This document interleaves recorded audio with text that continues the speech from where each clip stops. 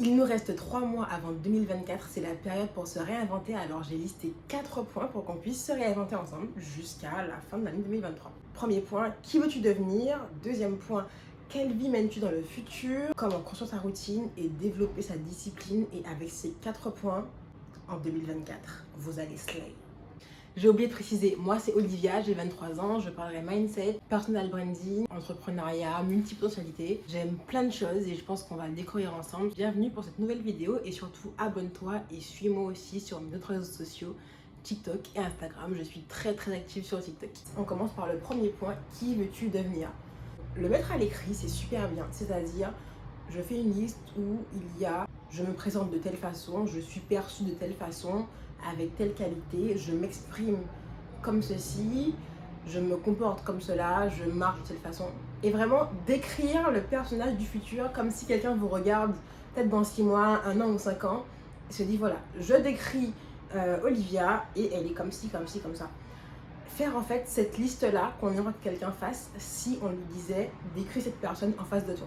À l'écrit, c'est bien, mais c'est un peu compliqué. L'idéal, c'est de commencer par un vision board avec des photos de tenues qu'on aimerait porter dans notre style du futur et comment est-ce qu'on se visualise au niveau vestimentaire, au niveau du style, au niveau des comportements. Parce que même sur une photo, on peut voir le type de comportement d'une personne. Je ne sais pas si vous me suivez, mais je pense que ça peut être bien de mettre tout ça en image pour visualiser ce vers quoi on veut tendre. Deuxième point, quelle vie mènes-tu dans le futur? Donc pour ça, un vision board c'est idéal et à l'écrit aussi ça compte. Alors à l'écrit, ce qu'on va rajouter c'est je suis dans une relation comme ci, comme ça, ma relation avec mes amis est de telle façon, on fait tel type d'activité, ma vie professionnelle est comme ci ou comme ça, financièrement, voici comment je gère. Certaines personnes vont même jusqu'à faire un budget de leur salaire idéal. Donc admettons que je veux gagner dans mon mois idéal 10 000 euros par mois par exemple. Si actuellement je gagne 1 000 euros, je ne saurais pas comment je vais les utiliser puisque j'ai jamais eu accès à cette somme et donc je ne sais pas comment est-ce que je vais utiliser 10 000 euros en un mois. L'idéal du coup, c'est de faire un budget aussi, vraiment savoir comment est-ce qu'on va vivre dans le futur, donc au niveau des relations, des finances, de sa relation à Dieu, sa vie spirituelle, au niveau du mode de vie, où on habite, comment on y habite, et toutes ces choses-là. Donc un vision board, c'est super bien, et à l'écrit, c'est bien. L'écrit, c'est le plus dur, parce que ça nous permet de voir certaines dissonances. On va écrire une phrase, et se dire, mais en fait, si j'écris ça, la phrase d'après, elle peut pas être vraie, parce que c'est un peu contradictoire. Et donc, ça aide à bien situer le tout. Maintenant, on passe au plus dur, le troisième point. Non, c'est presque le plus dur, c'est le quatrième le plus dur. On passe au plus dur, donc construire sa routine. Pourquoi c'est compliqué? Parce que ça nous force à changer des choses. Parce que le vision board et l'écrit, c'est une action qu'on fait une fois et on s'arrête. La routine, c'est tout le temps, ça nous suit, il faut continuer. Personnellement, je voulais être un peu en mode fit girl, qui a ses objectifs, qui lance des business, qui fait plein de choses. Et ça m'a poussée à tout chambouler. Donc le mois dernier, je me suis inscrite à la salle et depuis, j'y vais 5 fois par semaine. Je me suis dit non, on change tout. Et donc tous les matins, où je vais à l'école, où je travaille, je suis en alternance, je dois m'occuper de moi parce que j'estime que je ne dois pas mettre plus d'attention dans un emploi ou ma scolarité que pour moi-même. Parce que je suis mon meilleur projet et donc je dois faire les choses bien pour moi et je dois développer ma routine de façon à ce qu'elle m'amène vers le moi du futur.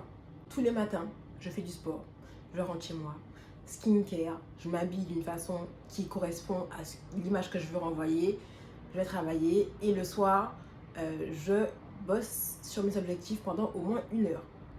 Donc ça, c'est vraiment ma routine quotidienne du lundi au vendredi. Construire sa routine, c'est super important parce que c'est ce qui va nous aider.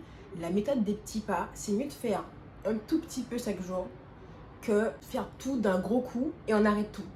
Ça ne contribue pas à qui vous êtes. Alors que votre routine fait que vous pouvez vous dire je suis telle personne. Exemple, je peux dire que je suis sportive parce que quotidiennement je fais du sport. Alors que si je fais du sport une fois toutes les 2 semaines, même si je fais une grosse séance, c'est pas cohérent parce qu'au final, je ne m'identifie pas à une personne qui fait du sport. Il faut établir sa routine.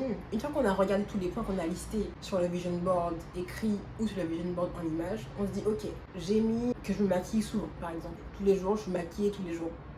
Alors je dois avoir une routine qui permet ça. Je mets que je veux être hyper sportif, faire du sport tous les jours. Donc ma routine doit être cohérente avec ça. Donc ce que vous aurez écrit va vous permettre de définir quelle est la routine qui vous convient le mieux. Le point le plus compliqué à atteindre, c'est vraiment développer sa discipline. Personnellement, je n'étais pas du tout, mais pas du tout disciplinée. C'est-à-dire que quand, par exemple, à l'école, on est le type d'élève qui y va au talent à chaque fois, on ne construit pas l'habitude de travailler tous les jours, de réviser tous les jours. On se dit, oh, ça va le faire, tranquille, il n'y a pas de souci, je vais gérer. Et effectivement, on gérait. Sauf que ce qu'on n'a pas construit, c'est le muscle de la discipline, entre guillemets. Et du coup, pour réussir à le faire, et je pense que j'ai réussi à le faire uniquement il y a qu'un mois, ça fait pas très vieux, mais je sais que maintenant je suis bien partie, c'est le fait de faire un contrat social. Avec ma sœur, on s'est dit tous les soirs, on bosse 1 heure sur nos objectifs personnels. Et si on ne le fait pas, parce que oui, il faut une sorte de petite punition, on va dire, sinon je ne l'aurais absolument pas fait, je le sais, je le connais, on perd 20 euros. Et 20 euros, on peut se dire, bon, c'est pas énorme, je peux me permettre de perdre 20 euros une fois comme ça. Mais pour le principe, je n'ai pas envie de perdre, je n'ai pas envie de perdre mes 20 euros. Donc tous les soirs, depuis maintenant 5 semaines, du lundi au vendredi, pendant au moins 1 heure, je me connecte sur Zoom avec ma sœur. On parle vite au début, coucou, comment ça va? Et ensuite, pendant 1 heure, on bosse sur nos trucs. J'ai un tableau qui sera en description et qui me permet de faire voilà, une gestion de projet par thème. Exemple, création de contenu, idée, monter la vidéo, mettre les sous-titres, etc. Et donc, il y a des petites cases à cocher pour voir si j'ai avancé ou pas. Et le seul fait d'avoir le tableau, on a envie de le remplir en fait. Et vu que le créneau est bloqué et que je sais que j'ai 1 heure par soir où je dois travailler, parce que mon temps il est bloqué pour ça, tu vas le faire. Parce que le temps est là pour ça, tu vas pas t'ennuyer à rester là, à ne rien faire. Et aussi, tu n'as pas droit à ton téléphone, tu t'y engages.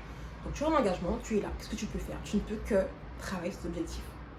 Donc ce qui peut être bien, c'est d'avoir un partenaire de discipline, un contrat social avec quelqu'un. Ça peut être une amie, parent, copain. Si vous vivez en couple, si vous vivez en famille, ça va être encore plus simple. Moi, je choisis ma soeur, on se connecte ensemble sur Zoom, on le fait ensemble. Et aussi, le fait de savoir que quelqu'un aussi est engagé avec nous, c'est encore mieux.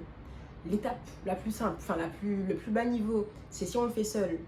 Alors à ce moment-là, le jour où on arrête, il n'y a personne pour nous remettre sur le fil. L'étape 2, c'est si on a quelqu'un à qui potentiellement on va dire j'ai bossé, j'ai pas bossé, et la personne elle est là pour nous remotiver ou pas. Étape supérieure, le niveau 3, c'est vraiment d'avoir quelqu'un avec qui on peut partager la chose. Et au final, une fois qu'on a pris l'habitude, même si la personne n'est plus là, l'habitude elle est prise. Je sais que maintenant, tous les soirs, je vais le faire. Que je rentre de l'école, que je rentre des cours, je vais le faire. Le truc, c'est que j'ai finalement changé aussi certaines choses parce que maintenant, c'est ma priorité.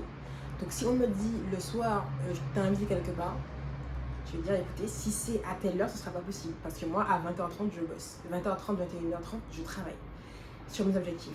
Et peut-être que 22h, je peux le faire, mais finalement, ça m'a conduit à ne pas forcément sortir en semaine. Parce que je me réveille le lendemain matin à 6h pour aller à la salle. Et donc, j'ai ma routine. Et ma routine, je m'y tiens. Ça me fait me sentir bien. Ça me fait me sentir plus proche de ce que je veux devenir. Et j'ai commencé ça il y a quelques semaines. Donc on va dire 1 mois au total. Et je sens vraiment le changement. Je vois les progrès, par exemple sur mon compte TikTok où mes statistiques progressent parce que vraiment je m'y suis mis à fond. La perception que les gens ont de moi qui est modifiée parce que justement je mets en place des actions tellement différentes d'avant que ça devient difficile pour les gens de me considérer comme ce que j'étais avant. Parce que ce qu'ils voient maintenant n'est pas du tout en rapport avec ce qu'ils voyaient avant.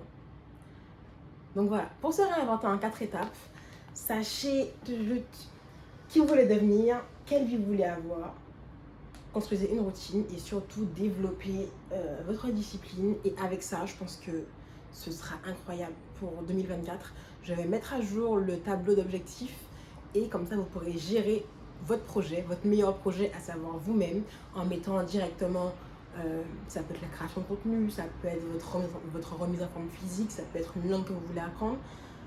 Faites une liste de tout ça, prenez le template et puis vous pourrez vraiment gérer vos projets et vous réinventer avant 2024. En tout cas, sachez que votre limite, c'est vous-même. Donc, il n'y a pas de raison que vous n'y arrivez pas. Si vous le voulez, vous le pouvez. Croyez en vous. Bisous.